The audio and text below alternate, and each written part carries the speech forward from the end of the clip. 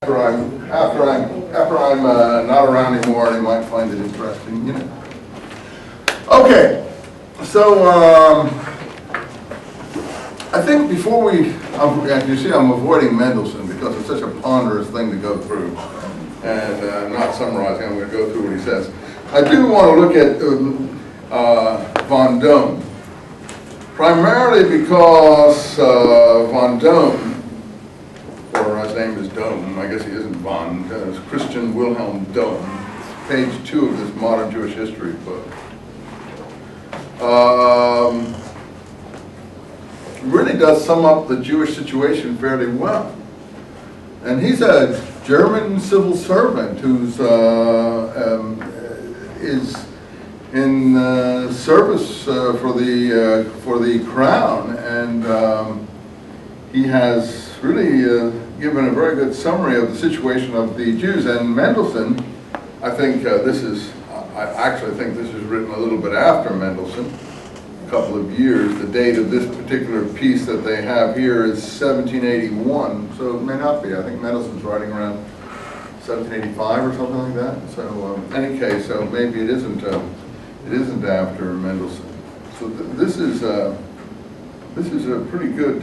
He works for the Prussian government, and it's a pretty good defense of the Jews and Judaism and why they should be recognized. So just take a quick look at this. We'll go through this text. Those of you who don't have it will follow me. Those of you who do have it, all the better. Page 2 in this history collection.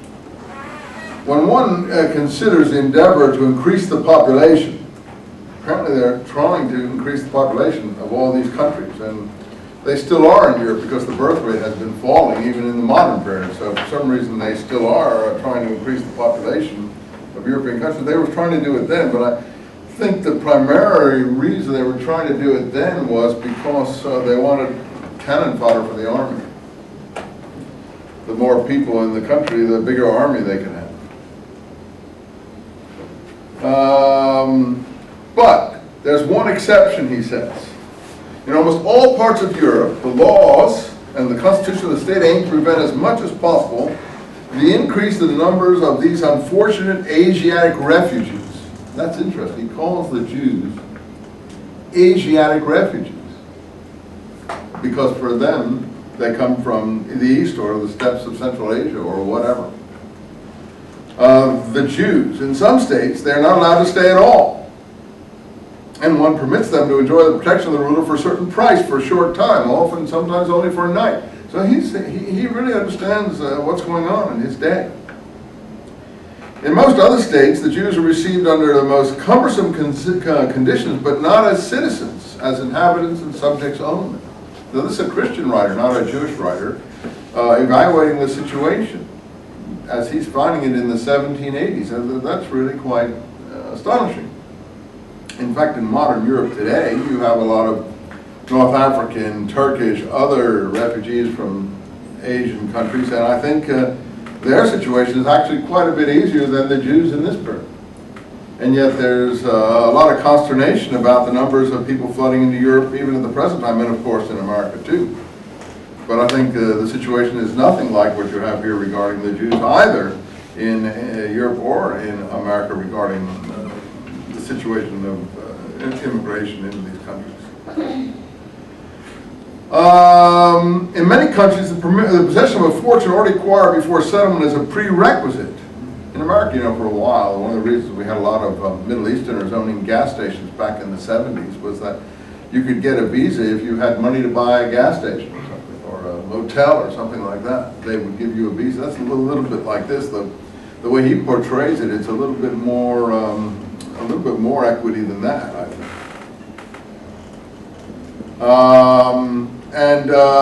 He's usually allowed to bequeath the permission for settlement in the land of his birth to only one of his, if a father has several sons, the man can only bequeath it to one and has to send forth the others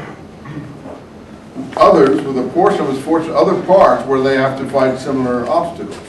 Where the daughters are concerned, the great question is whether he is lucky enough to link them by marriage to local families. So seldom, therefore, will a Jewish father enjoy the happiness of living among his children and grandchildren, nor establish the worldly welfare of his family in stable and durable ground. Now, this is all new information. It's Doan's amelioration of the civil status of the Jews. If a Jew had received permission, this is that should Jew, to stay in the state, he has to pay a heavy tax every year to renew the permit. And he's not allowed to marry except with a license, which he can obtain only under certain conditions, and for which he once again has to pay. Every child adds to this tax load, and almost every one of his actions is taxed again. And this is how they were used to soak up money, as you see. In every enterprise of life, the laws of the country are aimed at him with threatening severity.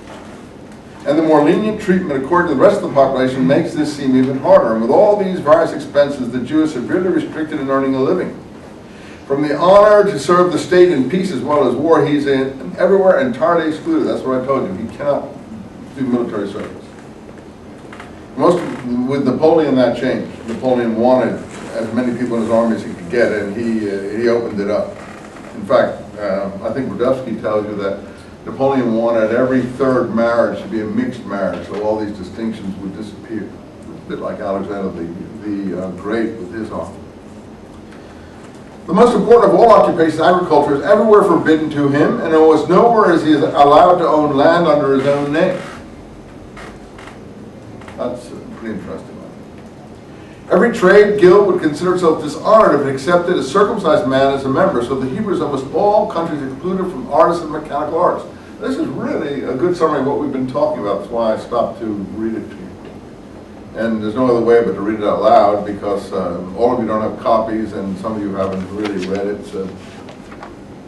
Therefore, the only way open to him to acquire means for improving his lot is commerce.